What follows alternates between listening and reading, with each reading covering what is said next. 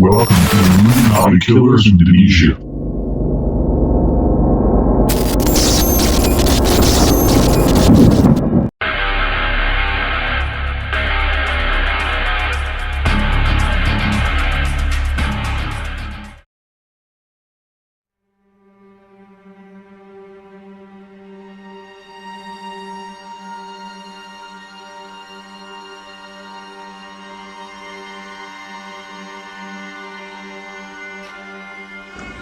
Ladies and gentlemen, the very word secrecy is repugnant in a free and open society, and we are, as a people, inherently and historically opposed to secret societies, to secret oaths, and to secret proceedings.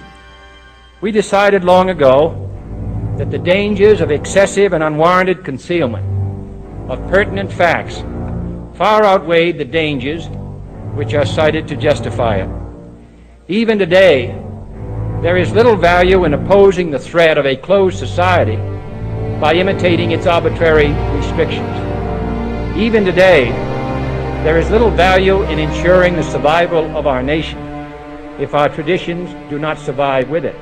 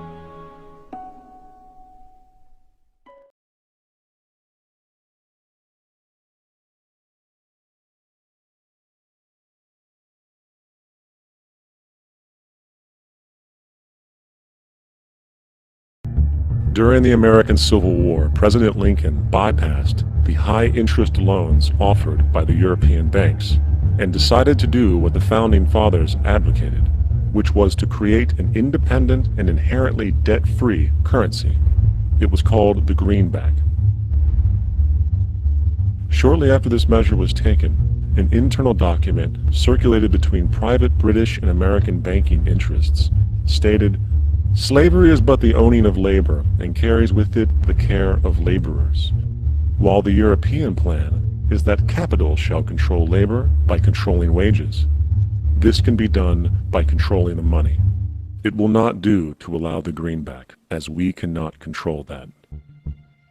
The fractional reserve policy perpetrated by the Federal Reserve, which has spread in practice to the great majority of banks in the world, is, in fact, a system of modern slavery.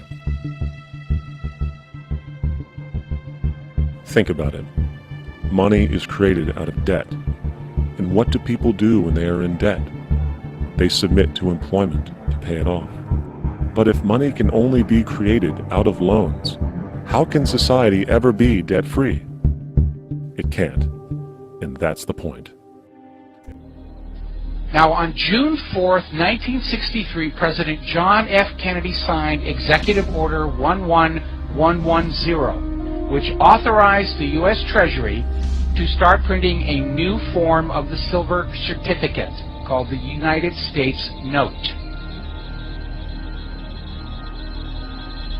John F. Kennedy issued $4 billion worth of this new cash money, free of debt, free of interest, and it was enough money to allow the nation to conduct its business without needing to involve the private Federal Reserve Bank.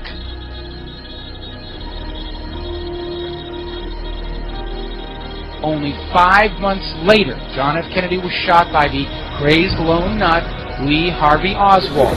I didn't shoot anybody, sir. I haven't been told what I'm here for. This is the basement floor of the Dallas City Hall, and that's what Oswald has been shot. And as soon as Kennedy was buried, the United States notes were pulled out of circulation and destroyed, except for samples in the hands of collectors.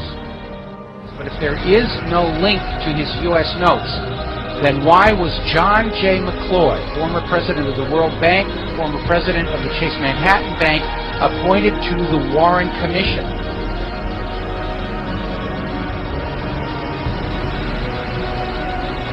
I don't care what kind of a man McCloy was. He is not a homicide investigator, and the Warren Commission was supposed to be investigating the assassination of the President of the United States. What is a bank president doing on the Warren Commission if there is no connection to the United States notes?